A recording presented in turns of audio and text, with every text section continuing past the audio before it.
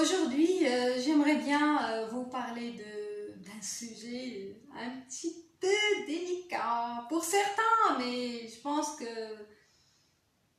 cette vidéo-là, ou tout ce que je dis là, c'est pas pour tout le monde, mais c'est pour les gens qui veulent euh, se poser toutes les questions et aborder tout le sujet sans aucun blocage et sans aucune arrière-pensée et loin de la programmation sociale et des préjugés, etc.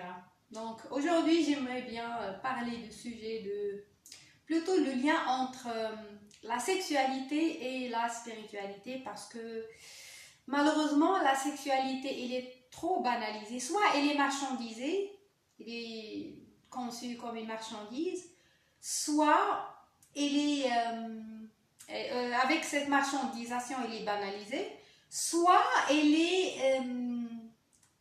est vraiment objet de honte, de culpabilité, où il faut ne pas en parler.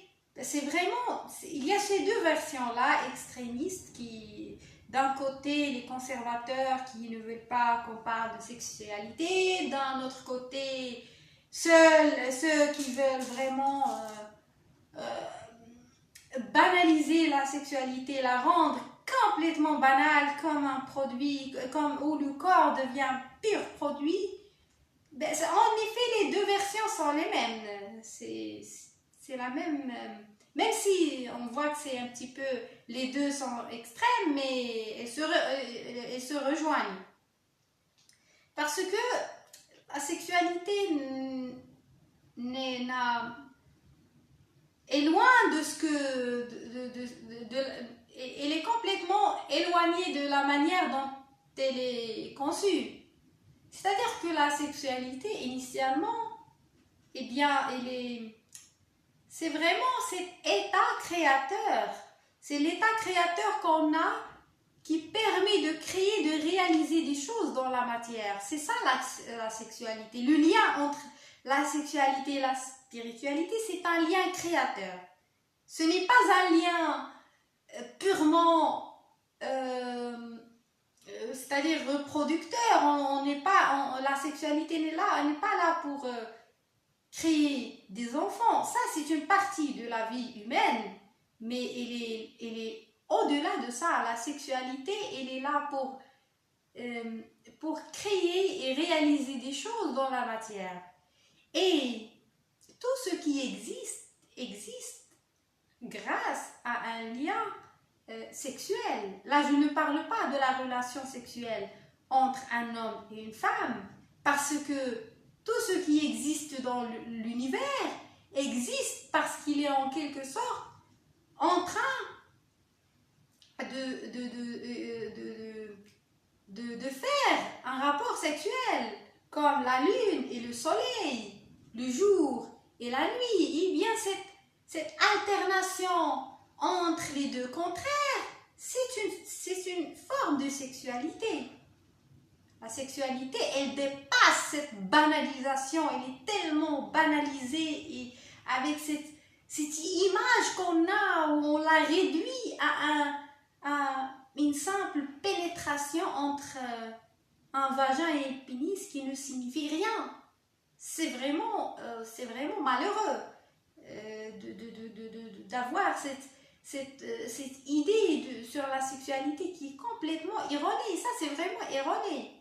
Alors que la sexualité, elle est complètement différente de ça. C'est-à-dire que la sexualité, elle est là pour créer quelque chose dans la matière et vous pouvez créer ce que vous voulez. Et là, c'est-à-dire que tout ce qui existe. Avant même la matière, tout ce qui existe dans la matière était créé sur une base sexuelle. Mais là, il ne faut pas non plus tomber dans le jugement et avoir une idée de morale. Il n'y a pas de morale ici.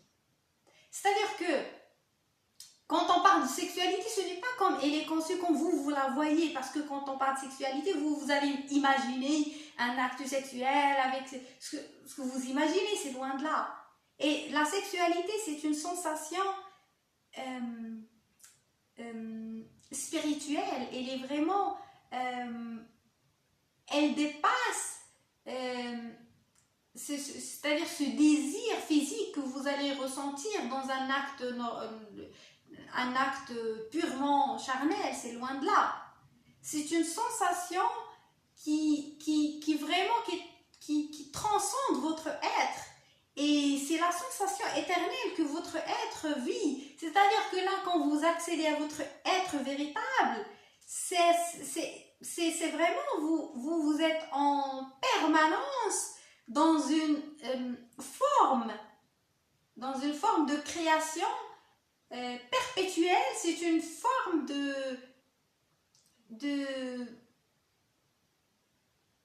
c'est presque un fantasme, pas un fantasme, un orgasme éternel qui est spirituel et qui est là, qui est permanent et qui est en train de créer le monde. C'est-à-dire que tout ce qui existe dans le monde, il se crée à travers de cet orgasme originel, initial, qui non duel, qui dépasse la dualité, qui dépasse ce rapport entre un homme et une femme, et ce rapport de pénétration où malheureusement la sexualité est complètement réduite à ça, ce qui fait que la vraie sexualité c'est ce pouvoir créateur que l'être a, qui lui permet de tout créer. C'est-à-dire que tout ce qui existe comme création dans le monde, c'est une création sur une base sexuelle. C'est-à-dire que l'être lui-même qui a tout créé, il a tout créé à partir de lui-même. Et là, c'est-à-dire cette information va choquer les gens parce que malheureusement, on est piégé dans la programmation. On nous a vendu je ne sais combien de scénarios, et surtout le scénario de l'hétérosexualité, ou plutôt l'hétéronormativité, qui est extrêmement dangereuse. Et je vous explique pourquoi. Alors, en effet, plus vous allez sortir de la programmation sociale, plus vous allez vous réveiller, vous allez comprendre des choses qu'on vous a jamais dit. Au moment où vous allez les comprendre, je ne vous dirai pas que vous allez être en colère, parce que la colère ici ne vous servira à rien, mais aussi vous allez la comprendre, et vous allez, au contraire, vous allez pardonner ceux qui vous ont menti, parce que vous allez comprendre que vous et eux, vous êtes un. Donc, en effet, je vais vous dévoiler une vérité ici qui est très choquante, mais je suis vraiment désolée. Mais je partage avec vous ce que j'ai pu avoir à travers l'inspiration, à travers ce qui me vient à l'esprit, par mon esprit, mon âme. Et parce que je passe plus de temps avec mon être véritable qu'avec mon mental et mon ego, ce qui fait que ça me donne des idées que à chaque fois je suis moi-même bouleversée, choquée par mes propres idées. Donc rassurez-vous, il n'y a pas que vous qui êtes choqués, mais moi. Donc la vérité, et pas la vérité, mais l'expérience que moi je viens d'avoir, ou plutôt l'information que je viens d'avoir, c'est que, eh bien, dans le monde physique de la matière, de la dualité, l'hétérosexualité est la norme. Et c'est normal, je vous explique. C'est normal, pourquoi? Parce qu'on est dans un monde de dualité. C'est-à-dire que le jour et la nuit s'attirent, le bien, le mal, le féminin, le masculin. C'est normal, c'est logique. Mais dans le champ invisible, le champ quantique, le champ de l'âme, de l'esprit, de l'être véritable, les choses ne se passent pas comme ça. Ici, les semblables s'attirent. Le positif et le positif s'attire, le négatif et le négatif s'attirent. Ici, il n'y a pas de dualité. C'est-à-dire que plus vous allez sortir de cette programmation duelle physique, matérielle, vous aurez accès à d'autres informations qu'on vous a jamais dit, pas parce qu'on veut vous mentir, loin de là, parce que les gens c'est-à-dire les personnes qui vous programment ne vous programment pas parce qu'ils ignorent, parce qu'ils veulent vous manipuler, loin de là, parce qu'ils sont eux-mêmes des ignorants, ils ne connaissent pas, ils n'ont pas pu accéder à cet état de conscience élevé pour qu'ils puissent puiser en eux-mêmes et trouver la vérité par eux-mêmes. Là, quand je parle, j'utilise le mot vérité, ce n'est pas pour vous dire que ce que je suis en train de vous dire est la vérité. La vérité, c'est ce que vous trouvez vous-même quand vous accédez à votre état de conscience suprême. C'est de cette manière-là que vous pouvez trouver la vérité. Votre vérité, bien sûr. Mais la programmation sociale n'est là que pour vous induire en erreur. Et aussi pour un petit peu challenger. C'est un petit peu un défi pour que vous puissiez vraiment puiser en vous-même et découvrir votre plein potentiel à travers ces défis. C'est aussi ça un rôle. Les gens, les conservateurs, les gens qui vous critiquent, les gens qui vont vraiment essayer de vous, c'est-à-dire de vous casser, de casser tout ce que vous faites et dire que vous êtes en train de dire des conneries, etc. C'est des gens qui ont un rôle, le rôle de vous aider à vous dépasser, découvrir votre plein potentiel. Plus ils vous critiquent, plus vous allez vous améliorer, vous allez avancer ou devenir encore plus puissant, encore plus fort qu'avant. Ils ont un rôle, mais vraiment un rôle très intéressant. Donc, il ne faut pas tomber dans ce piège-là. Donc, je reviens au sujet. Donc, comme j'ai dit, dans une autre dimension, la dimension de la conscience suprême, les semblables s'attirent et pas les opposés. Les opposés ne s'attirent pas dans ce monde. Dans ce monde, il n'y a que les semblables qui s'attirent, pas les opposés. Les opposés s'attirent dans le monde de la dualité, ce qui est normal. Mais là, encore une fois, cela ne donne pas le droit c'est-à-dire ne nous donne pas droit de forcer des gens qui veulent accéder à cet état de conscience et de se débarrasser de la dualité et de le forcer à rester dans la dualité. Parce que chacun suit son développement de sa conscience, parce que là, on n'est pas tous les mêmes dans on n'a pas le même niveau. Ce qui signifie que plus vous allez vous développer au niveau de votre conscience, plus vous allez accéder à un état de conscience élevé, plus vous allez sortir petit à petit de la dualité, de ce monde opposé. Ce qui signifie que vous allez comprendre des choses qu'ils n'ont pas encore compris. Vous allez leur pardonner ça, parce qu'ils ne le font pas par méchanceté, mais ils le font parce que c'est ce qu'ils peuvent voir pour l'instant. C'est leur niveau actuel. Vous ne pouvez pas les blâmer pour ça, loin de là. Donc, là, quand on parle de la sexualité, normalement, elle doit être un lien entre les âmes, un lien entre les êtres. C'est-à-dire que mon être à moi, mon être véritable doit se lier à ton être véritable. Mais pas parce que moi, j'ai un vagin, moi j'ai un pénis, ou parce que toi tu as un pénis, tu as un vagin, que cela nécessairement doit m'attirer, loin de là. Et là, quand on accède à cet état de conscience-là, on s'élève au-dessus de notre corps, et notre corps n'est plus à mettre. Ce qui fait que, souvent, si vous le remarquez, c'est ce que moi je remarque, je ne sais pas si vous le remarquez ou pas, mais c'est ce que moi je remarque, c'est ma vision personnelle. Ce que je remarque, c'est que les personnes, c'est-à-dire plutôt les personnes, on va dire, de la communauté LGBT, je ne dirais pas homosexuels parce qu'il y a plusieurs orientation sexuelle à prendre en considération c'est-à-dire dans le mouvement LGBT, eh bien, même si on ne le voit pas, parce que malheureusement les médias ne transmettent que des choses terribles qui sont loin de la vérité, loin de la réalité, c'est vraiment, je dirais que la communauté LGBT est mal représentée, tout simplement. Elle n'est pas bien représentée, il n'y a pas des représentants dignes d'être représentés, tout simplement.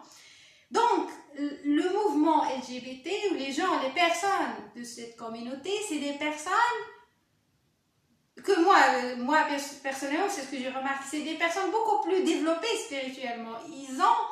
Ils ont pu accéder à cet état de conscience.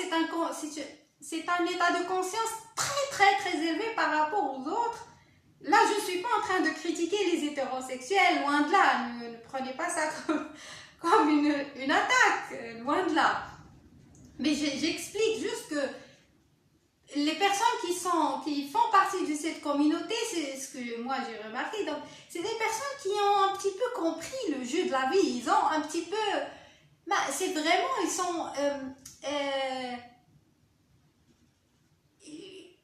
souvent, il y a beaucoup de gens de ces personnes-là qui comprennent de quoi ils parlent et surtout qu'ils comprennent même l'essence de la vie, même ils ont compris qu'on est dans un jeu et ça c'est vraiment magique parce que j'ai assisté à plusieurs interviews, parfois on les voit à la télévision, il y a des gens qui en dirait qu'ils sont dans un jeu, qu'ils vivent un jeu mais qu'ils le vivent sincèrement.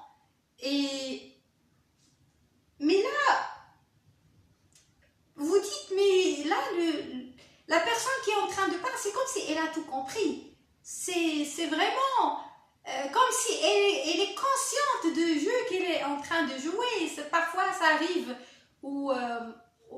c'est-à-dire aux personnes trans. C'est-à-dire que là, vous voyez qu'il est, mais vraiment, qu'il est...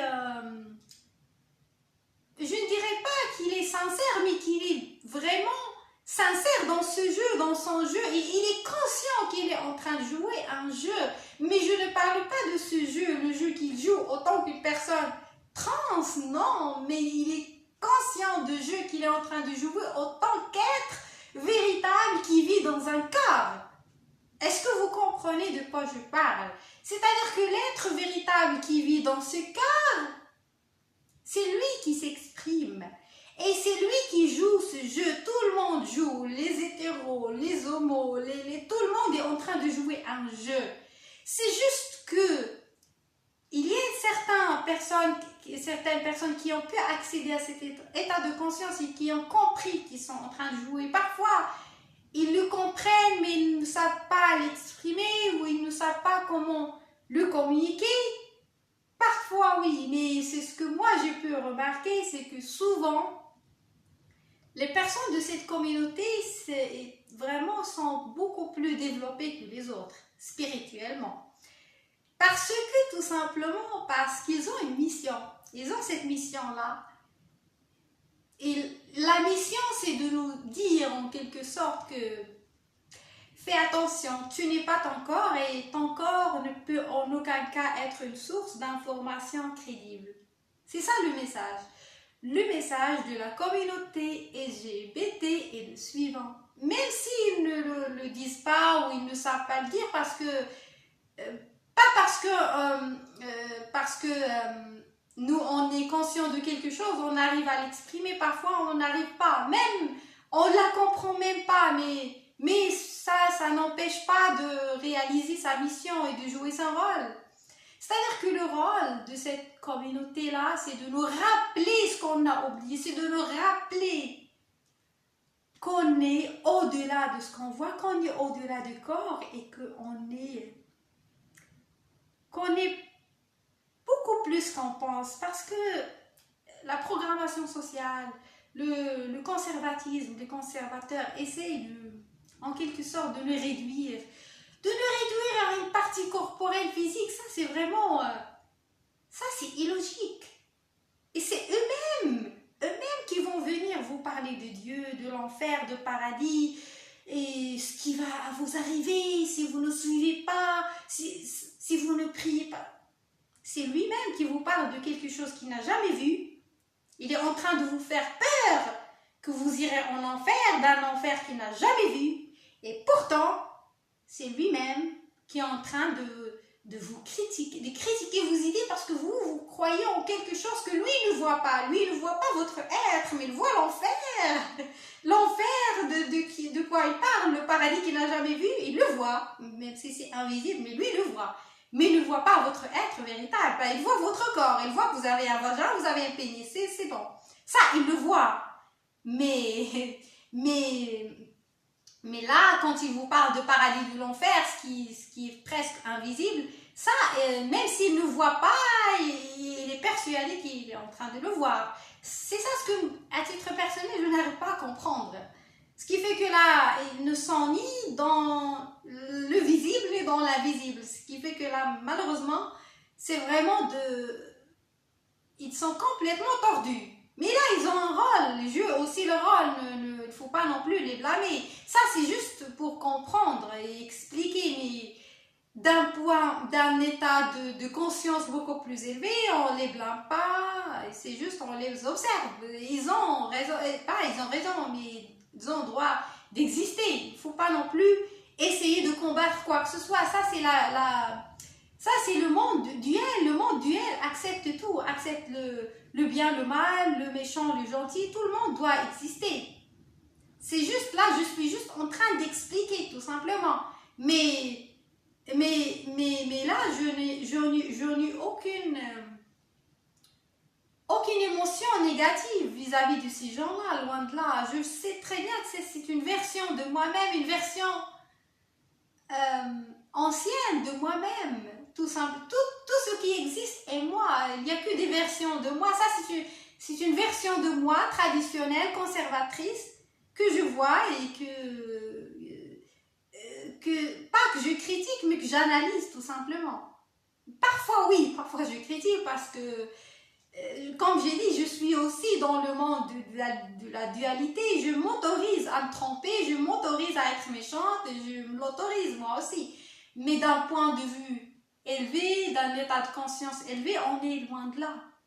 On est vraiment au-delà de la dualité, au-delà de la morale et de la notion de bien et de mal.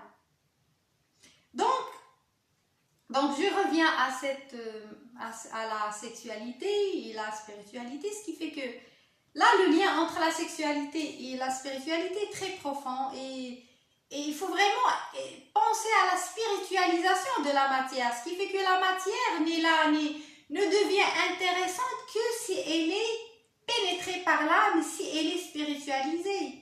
Si la matière est dépourvue de spiritualité, dépourvue de toute âme, bien, elle n'a aucun sens parce qu'elle n'existe pas en dehors de l'être et en dehors de l'âme.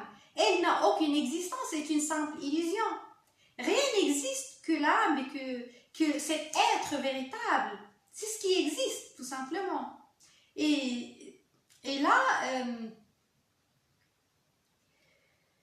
quand on parle de la sexualité c'est une force créatrice. C'est ce qui permet de tout créer. Et parfois, il y a des gens qui vivent l'expérience de créer des enfants, c'est leur choix, et d'autres qui veulent créer autre chose que des enfants.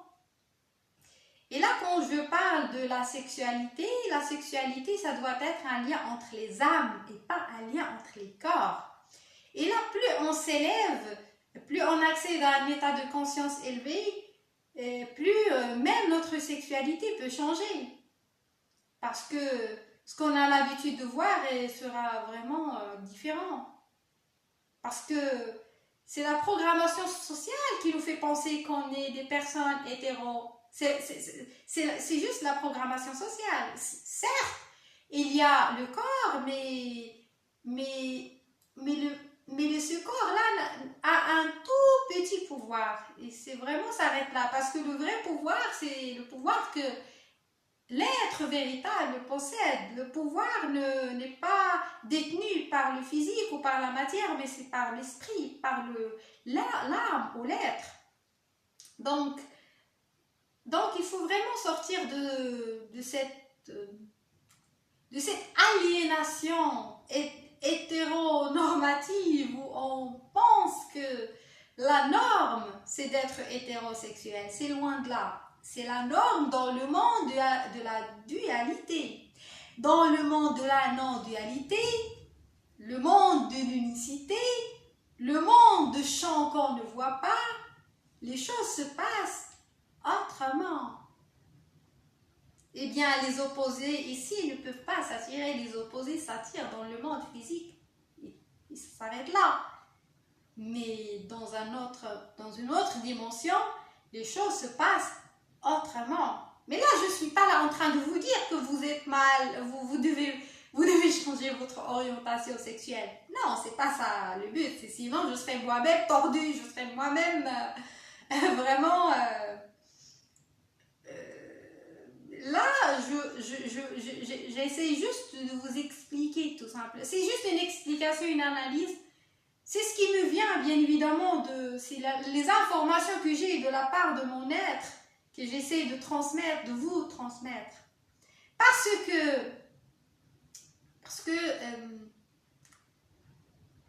que tout ce qu'on vous dit, parfois, c'est juste le fruit de la programmation. Et c'est vraiment, la programmation, c'est quelque chose d'extrêmement dangereux. Parce que le mental, il est prêt à être programmé. Et là, les gens qui vous critiquent ou qui n'acceptent pas vos idées, etc., c'est des gens qui se basent sur ces références, les références qu'ils ont dans leur mental et ne se basent pas sur ce qu'ils ont comme référence en eux-mêmes n'ont pas de référence qu'on peut identifier, loin de là, parce que quand on transcende la matière, quand on part à la recherche de ce qui est au-delà de la matière, on trouve rien, on trouve le vide. C'est-à-dire que la création initiale était vraiment le fruit de vide. C'est-à-dire on peut très bien dire que le vide, c'est poser cette question, la question de qui suis-je. Et avec cette question qui suis-je, il y a eu toute la création. Et cette création-là a eu lieu grâce à un rapport sexuel. Ce rapport qui a eu lieu entre l'être véritable avec lui-même. C'est-à-dire que au départ, mais là c'est un petit peu, on est dans, c'est presque de la folie pour certains, c'est vraiment de la science-fiction. Là je ne vous impose pas ces idées, j'essaie de vous expliquer ce que moi j'ai compris tout simplement. Mais bien évidemment, il ne faut pas suivre, il ne faut pas tomber dans ce suivisme aveugle. Tout ce qu'on vous dit, vous le croyez sur le champ, vous le prenez comme vérité. Il faut vraiment penser par vous-même. Donc, je reviens au sujet. Donc, comme j'ai dit, dans un autre champ, dans une autre dimension, les semblables s'attirent et pas les opposés. Les opposés s'attirent dans le monde de la dualité. Mais l'objectif initial, l'objectif de l'être, c'est de sortir de la dualité dans la dualité. C'est-à-dire qu'il faut se réveiller dans la matière et de trouver la clé. La clé, c'est cet éveil spirituel qui va vous permettre de sortir de la souffrance et de l'enfer.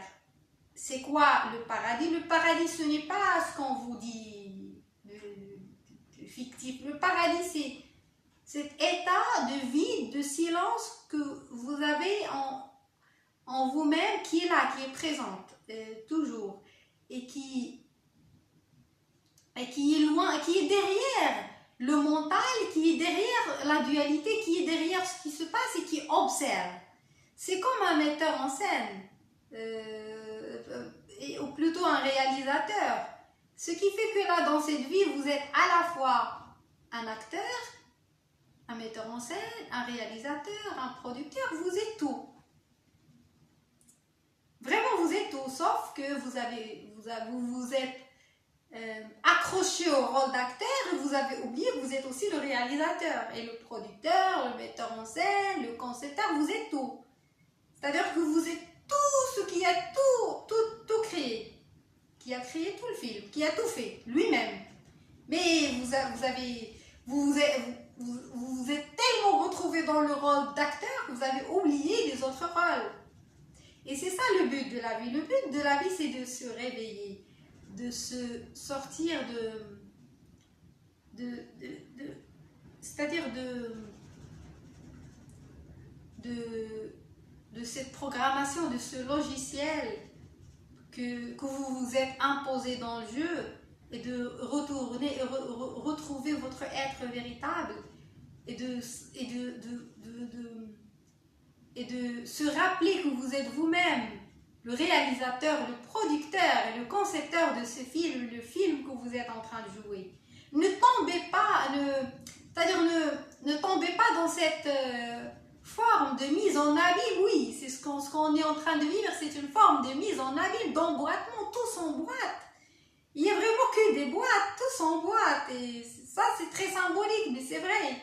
C'est-à-dire que là, on est sur une terre, et cette terre est en train de tourner autour du soleil, et dans notre corps il y a c'est-à-dire d'autres êtres, il y a des microbes, il y a des champignons, et ce qui crée tout un système à l'intérieur de notre corps qu'on ne voit pas, etc. Ce qui fait que là, c'est-à-dire que tout existe de manière dans une forme d'emboîtement, c'est-à-dire que là c'est une forme de mise, la vie est une forme de mise en abîme, tout simplement.